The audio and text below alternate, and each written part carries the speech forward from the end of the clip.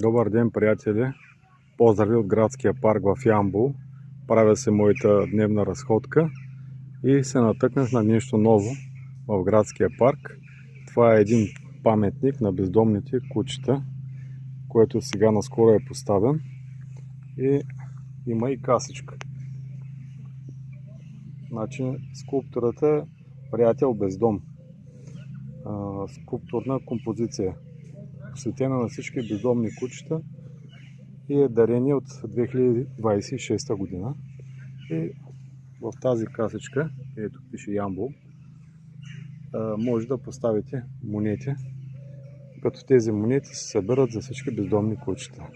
Така че това е една инициатива в Ямбол, в градския парк, която е много интересна и нова. Поздрави от Ямбол! За повече може да ме последвате, ако решите. Чао, чао и приятен ден, приятели!